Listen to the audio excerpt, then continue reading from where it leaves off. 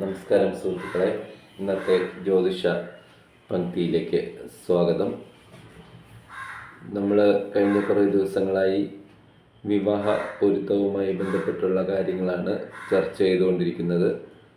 അതിൽ തന്നെ ഞാനിത് പറയുന്നത് ജ്യോതിഷം പഠിക്കുന്നവർക്ക് വേണ്ടി മാത്രമല്ല, ഈ വിവാഹ ആലോചനയ്ക്കായിട്ട് മക്കളുള്ള രക്ഷകർത്താക്കൾക്കൂടെ അവരുടെ കുറച്ച് അറിവിലേക്ക് വേണ്ടിയിട്ടുള്ള കാര്യങ്ങളാണ് അധികവും പറയുന്നത്. കാരണം അവരാണ് ഈ പറഞ്ഞ കണക്കുള്ള ഈ ചൂഷണങ്ങൾക്കെല്ലാം വിധേയരായിക്കൊണ്ടിരിക്കുന്നത്. കാരണം അവരുടെ അജ്ഞതയെ മുതലെടുത്തുകൊണ്ട് ഈ ജ്യോതിഷത്തിൻ്റെ പേരിൽ എല്ലാവരെയും ഇങ്ങനെ തെറ്റായ മാർഗത്തിലൂടെ നയിച്ച് അതുവഴി നമ്മുടെ കുട്ടികൾക്ക് സമയത്ത് വിവാഹം നടക്കാത്ത അവസ്ഥയുണ്ടാകുന്നു. ഒന്നാമത്തെ കാര്യം അതാണ്. രണ്ടാമത്തെ കാര്യം എന്ന് പറഞ്ഞു കഴിഞ്ഞാൽ, കുടുംബ കോടതി പോലുള്ള കോടതികളിൽ ചെന്ന് നോക്കിക്കഴിഞ്ഞാൽ അവിടെ ഈ ഏറ്റവും കൂടുതൽ വരുന്ന കേസുകളെന്ന് പറഞ്ഞു കഴിഞ്ഞാൽ നമ്മുടെ ഈ ജാതക പൊരുത്തം നോക്കി വിവാഹം കഴിക്കുന്ന വിഭാഗങ്ങളിൽ നിന്നുള്ളതാണ് ഏറ്റവും കൂടുതൽ വരുന്നത്. അപ്പോൾ പിന്നെ അതുകൊണ്ട് നമ്മൾ ഏറ്റവും കൂടുതൽ ചിന്തിക്കേണ്ടത് നമ്മൾ എന്തിനു വേണ്ടിയാണ് ഈ പൊരുത്തം നോക്കുന്നത് എന്നുള്ളതാണ്. കാരണം പൊരുത്തം നോക്കി വിവാഹം കഴിച്ചു കഴിഞ്ഞാൽ അവരുടെ വിവാഹ ബന്ധം ദീർഘകാലം നീണ്ടു നിൽക്കുമെന്നും അവരുടെ നല്ലൊരു കുടുംബജീവിതം ഉണ്ടാവുമെന്നും വേണ്ടിയിട്ടാണ് നമ്മൾ ഇതിന് പുറകെ നടക്കുന്നത്. എന്നാൽ നമ്മളിവിടെ കാണുന്നത് എന്താണെന്ന് പറഞ്ഞു കഴിഞ്ഞാൽ, ഇതിന് പകരം ഈ പറഞ്ഞ ഈ വ്യക്തികളെല്ലാം തന്നെ ഒരു 6 മാസമോ 1 വർഷമോ കഴിയുമ്പോൾ അവർ തമ്മിൽ തല്ലിപ്പിരിയുകയും അവർ കോടതിയിലേക്ക് പോയി ഡിവോഴ്സ് വാങ്ങുന്ന അവസ്ഥയാണ് ഇന്ന് കാണുന്നത്. അപ്പോൾ അതിനാൽ നമ്മൾ ശ്രദ്ധിക്കുമ്പോൾ മനസ്സിലാക്കേണ്ടതെന്ന് വെച്ചാൽ, നമ്മൾ നോക്കുന്നതിൽ എവിടെയോ ഒരു അപാകത അല്ലെങ്കിൽ തെറ്റ് വന്നിട്ടുണ്ട്. അപ്പോൾ അതുകൊണ്ട് നമ്മൾ ഈ പറയുന്ന പൊരുത്തം എന്നുള്ള സിസ്റ്റം പുനഃപരിശോധിക്കേണ്ട കാലം കഴിഞ്ഞിരിക്കുന്നു എന്നുള്ളതാണ് യാഥാർത്ഥ്യം.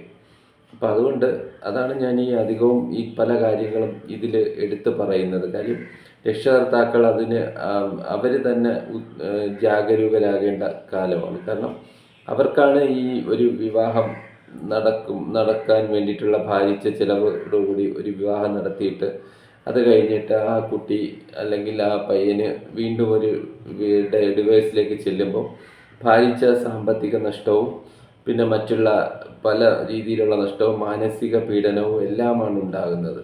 അപ്പോൾ അതുകൊണ്ട് യഥാർത്ഥത്തിൽ ഇതൊക്കെ ഒഴിവാക്കാൻ വേണ്ടിയാണ് നമ്മൾ ഈ പൊരുത്തമൊക്കെ നോക്കുന്നത്. അപ്പോൾ ഈ പൊരുത്തമൊക്കെ നോക്കി എല്ലാം ചെയ്തിട്ടും ഇതിന് യാതൊരു മാറ്റവും ഉണ്ടാവുന്നില്ലെങ്കിൽ നമ്മളിത് ചെയ്യേണ്ടതുണ്ടോ എന്നാണ് ചിന്തിക്കേണ്ടത്. അല്ലെങ്കിൽ ഇത് കൃത്യമായി നോക്കാൻ അറിയുന്നവരെ അല്ലെങ്കിൽ കഴിയുന്നവരെ സമീപിക്കേണ്ട അവസ്ഥയാണ് ഉള്ളത്.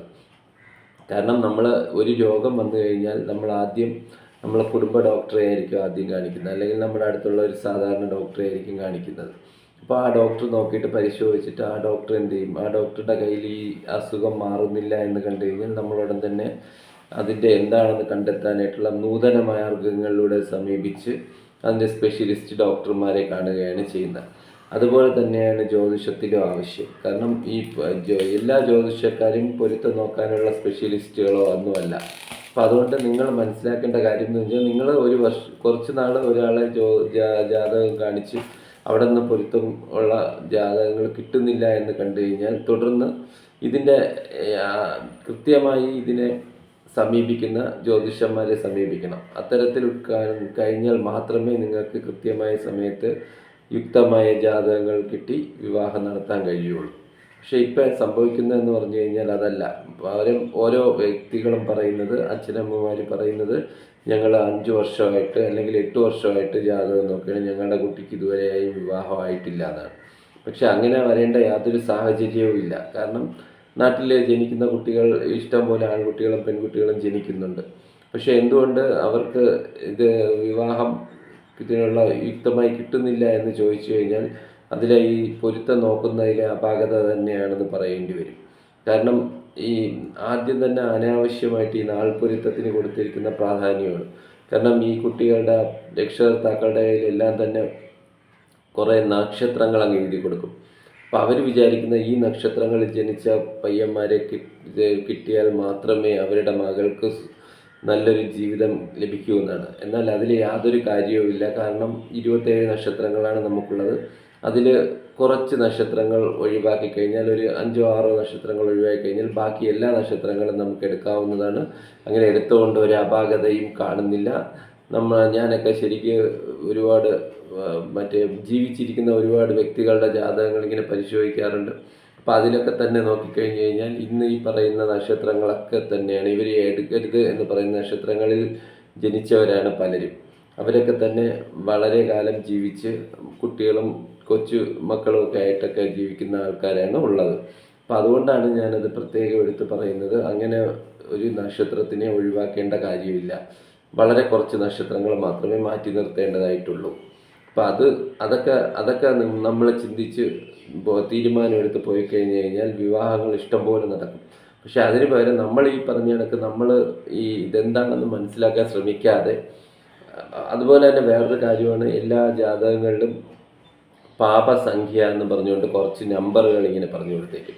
കാരണം എൻ്റെ മകൾക്ക് 3.5 പാപമുണ്ട്, അല്ലെങ്കിൽ 4 പാപമുണ്ട്, അതിനേക്കാൾ കൂടിയ പാപമുള്ള സംഖ്യയുള്ള വേണം. പക്ഷെ അങ്ങനെ ഒരു മാത്തമാറ്റിക്കലായിട്ടുള്ള ഒരു കാര്യവും ജ്യോതിശാസ്ത്രത്തിൽ പറഞ്ഞിട്ടില്ല. കാരണം ഇവിടെ എന്ന് പറഞ്ഞു കഴിഞ്ഞാൽ പാപസംഖ്യയ്ക്കല്ല കാരണം, പാപഗ്രഹത്തിന് പാപം നിൽക്കുന്ന സ്ഥാനത്തിനാണ് കാര്യം. അല്ലാതെ ഈ നമ്പറിന് ഇവിടെ യാതൊരു പ്രാധാന്യവുമില്ല. ഈ നമ്പർ വെച്ച് നോക്കി എടുത്തിട്ട് യഥാർത്ഥത്തിൽ ഈ രാശിയിൽ എവിടെയാണ് നിൽക്കുന്നതെന്നോ ഭാവത്തിൽ എവിടെയാണ് നിൽക്കുന്നതെന്നോ ഒന്നും നോക്കാതെ വെറും നമ്പർ മാത്രം വെച്ച് 4:30-ക്ക് 5:30 വേണം എന്ന് പറഞ്ഞ് കെട്ടിച്ചു വിടുന്ന വിവാഹങ്ങളെല്ലാം തന്നെ പരാജയങ്ങളായി മാറുന്നതാണ് നമ്മൾ കണ്ടിട്ടുള്ളത്. അപ്പം അതുകൊണ്ടാണ് ഞാൻ പറഞ്ഞത്, വ്യക്തമായി ഇതിൻ്റെ എന്താണെന്നുള്ളത് മനസ്സിലാക്കാനായിട്ട് ആദ്യം രക്ഷകർത്താക്കൾ ശ്രമിക്കുക. അതുപോലെ തന്നെ മുൻപേറായിട്ട് ഈ പറഞ്ഞ കണക്ക് ഒരു ജാതകം ഒരാൾക്ക് അയച്ചു കൊടുക്കുമ്പോൾ ഇന്ന നക്ഷത്രങ്ങളെ ഞങ്ങൾക്ക് വേണ്ടി, അല്ലെങ്കിൽ ഇന്ന ഇത്ര പാപമുള്ളതേ ഞങ്ങൾക്ക് വേണ്ടി എന്നൊന്നും പറയാതിരിക്കുക. കാരണം അതൊക്കെ എന്ന് പറഞ്ഞു കഴിഞ്ഞാൽ ഒരു ജാതകം നോക്കുന്ന ജ്യോതിഷൻ്റെ യുക്തിക്കകത്താണ് ഇത് കണ്ടെത്തേണ്ടത്. അല്ലാതെ അത് നിങ്ങളായ രക്ഷകർത്താക്കളല്ല. കാരണം രക്ഷകർത്താക്കളെ സംബന്ധിച്ചിടത്തോളം അവർക്ക് അവരുടെ കുട്ടിയുടെ വിവാഹം നടത്തുക എന്നുള്ളതാണ് പ്രധാനം എന്ന് ആദ്യം മനസ്സിലാക്കണം. അല്ലാതെ അതിന് പകരം ഇത്തരത്തിലുള്ള ഏതെങ്കിലും ജ്യോതിഷം പറഞ്ഞു തരുന്ന ഏതെങ്കിലും കാര്യങ്ങളിലേക്ക് മാത്രം ഇത് ചെയ്തുകൊണ്ട് അങ്ങനെ എഴുതി കൊടുത്തു കഴിഞ്ഞാൽ നിങ്ങൾക്ക് കിട്ടേണ്ടുന്ന ആ വിവാഹം നഷ്ടപ്പെടുന്നത്. അതുപോലെ തന്നെയാണ് വേറൊന്ന്, ചൊവ്വാദോഷം ഉണ്ടെന്ന് പറഞ്ഞിട്ടുണ്ട്. 7 ചൊവ്വയാണെന്ന്, അല്ലെങ്കിൽ 7 ചൊവ്വയുണ്ട്, 7 ഇപ്പോൾ പെൺകുട്ടിയാണെങ്കിൽ 7-ലോ 8-ലോ ചൊവ്വയുണ്ട്, 7 ചൊവ്വയുള്ള പയ്യനെ വേണം എന്ന് പറഞ്ഞ് ആവശ്യപ്പെടുന്ന ഒരവസ്ഥയുണ്ട്. പക്ഷെ അതിലൊന്നും യാതൊരു യാഥാർത്ഥ്യവുമില്ല. കാരണം ഒരു ചൊവ്വ തന്നെ ഏത് രാശിയിൽ നിൽക്കുന്നു, ആരുടെ കൂടെ യോഗം ചെയ്ത് നിൽക്കുന്നു, അതിനെ മറ്റേതെങ്കിലും ഗ്രഹങ്ങൾ ദൃഷ്ടി ചെയ്യുന്നുണ്ടോ എന്നെല്ലാം നോക്കി അടിസ്ഥാനപ്പെടുത്തിയാണ് ആ ചൊവ്വ ദോഷക്കാരനാണോ ദോഷക്കാരനല്ലയോ എന്ന് തീരുമാനിക്കേണ്ടത്. അല്ലാതെ ഏതെങ്കിലും ഒരു ജാതകത്തിൽ ലഗ്നാൽ 7-ലോ 8-ലോ ചൊവ്വ നിന്ന് കഴിഞ്ഞാൽ ആ പെൺകുട്ടിക്ക് ചൊവ്വാദോഷം എന്ന് പറയുന്നത് ശരിയായ രീതിയല്ല. അപ്പം അത്തരത്തിൽ ഒരുപാട് ജനറലായിട്ടുള്ള കാര്യങ്ങൾ രക്ഷകർത്താക്കൾ മനസ്സിലാക്കാനുണ്ട്. അതൊക്കെ മനസ്സിലാക്കി കഴിഞ്ഞിട്ട് മാത്രം നിങ്ങളത് പറയാൻ ശ്രമിക്കുക. അല്ലാതെ നിങ്ങൾ ആരെങ്കിലും ഒരാൾ, അല്ലെങ്കിൽ നിങ്ങളത് കണ്ടിട്ട് ഉടൻ തന്നെ അതിൻ്റെ 7-ഒരു ചൊവ്വ, കുട്ടി ജനിച്ച് ജാതകം എഴുതുമ്പോൾ ഉടനെ തന്നെ ലഗ്നാൽ 7 ചൊവ്വ, അല്ലെങ്കിൽ പെൺകുട്ടിയാണെങ്കിൽ ലഗ്നാൽ 7 ചൊവ്വ അല്ലെങ്കിൽ 8 ചൊവ്വ നിൽക്കുന്നതുകൊണ്ട് ഈ കുട്ടിക്ക് ചൊവ്വാദോഷം ഉണ്ടെന്ന് സ്വയം നിങ്ങൾ അങ്ങ് പ്രഖ്യാപിക്കാതിരിക്കുക. കാരണം അതിന് പകരം ഇതെല്ലാം തന്നെ അതായത് ജ്യോതിഷം നോക്കാൻ പോകുന്ന ആ ജ്യോതിഷൻ്റെ കയ്യിൽ ഏൽപ്പിക്കുക. അദ്ദേഹം അത് നോക്കട്ടെ, അദ്ദേഹത്തിൻ്റെ യുക്തിക്കനുസരിച്ച് അദ്ദേഹം അതിന് ചൊവ്വാദോഷം ഉണ്ടോ ഇല്ലയോ എന്നുള്ള വ്യക്തമായ തീരുമാനം എടുത്തോളൂ. അത് നമ്മളെടുക്കേണ്ട കാര്യമില്ല, നമ്മളെടുക്കേണ്ട ആവശ്യവുമില്ല. അപ്പം അങ്ങനെ യഥാർത്ഥത്തിൽ ഈ വിവാഹങ്ങൾ ഇല്ലാതാക്കുന്നതെന്ന് പറഞ്ഞു കഴിഞ്ഞാൽ രക്ഷകർത്താക്കൾ തന്നെയാണ്. പിന്നെ വേറൊരു പ്രാക്ടീസ് ഇപ്പോൾ വരുന്നതെന്ന് പറഞ്ഞാൽ, എല്ലാവർക്കും ഈ മൊബൈൽ ഫോണിൽ ഇതിൻ്റെ പ്രോഗ്രാം കിട്ടും. അപ്പം ആരെങ്കിലും ഒരു ജാതകം കിട്ടിക്കഴിഞ്ഞാൽ ആദ്യം ചെയ്യുന്നതെന്ന് പറഞ്ഞു കഴിഞ്ഞാൽ അതിലേക്ക് അങ്ങോട്ട് ആ ഡേറ്റ് ഓഫ് ബർത്തും ടൈമും കൊടുത്തിട്ട് അതിൽ കിട്ടുന്ന റിസൾട്ട് നോക്കിയിട്ട് അതിൻ്റെ അടിസ്ഥാനത്തിൽ പൊരുത്തമില്ല, അല്ലെങ്കിൽ അത് ഇന്നതാണ് എന്ന് പറഞ്ഞ് തിരിച്ച് വിളിച്ച് മറുപടി പറയുന്ന ഒരു രീതിയുണ്ട്. അതും ശരിയായ രീതിയല്ല. കാരണം അതിൽ കൊടുത്തിരിക്കുന്ന ഒരു പ്രോഗ്രാം അനുസരിച്ച് മാത്രമുള്ള ഒരു ഉത്തരമാണ് അതിൽ നിന്നും കിട്ടുന്ന, നമുക്ക് ഈ കൊടുത്തിരിക്കുന്ന പ്രോഗ്രാമിൽ നിന്നും കിട്ടുന്ന. പക്ഷെ ഒരു ജ്യോതിഷൻ അത് ചെയ്യുമ്പോൾ വിവിധ കാര്യങ്ങൾ ചിന്തിച്ചുകൊണ്ടാണ് അദ്ദേഹം ഇരുന്ന് അവിടെ നോക്കുമ്പോൾ ആ സമയത്തുണ്ടാകുന്ന നിമിത്തങ്ങൾ ഉൾപ്പെടെ ഉൾക്കൊള്ളിച്ചുകൊണ്ടാണ് ഒരു ഉത്തരത്തിലേക്ക് എത്തുന്നത്. ഇത് ചേർക്കാമോ ചേർക്കണ്ടയോ എന്നുള്ള ഒരു ഉത്തരത്തിലേക്ക് എത്തുന്നത്. അപ്പം അതുകൊണ്ടാണ് ഞാൻ എടുത്തു പറയുന്നത്, ഇത് നിങ്ങളൊരു ജാതകം കിട്ടിക്കഴിഞ്ഞാൽ അത് നിങ്ങൾ യുക്തനായ ഒരു ജ്യോതിഷനെ കൊണ്ട് പരിശോധിപ്പിക്കുക, അല്ല നിങ്ങൾ സ്വയം പരിശോധിച്ച് തീരുമാനം എടുക്കാതിരിക്കുക.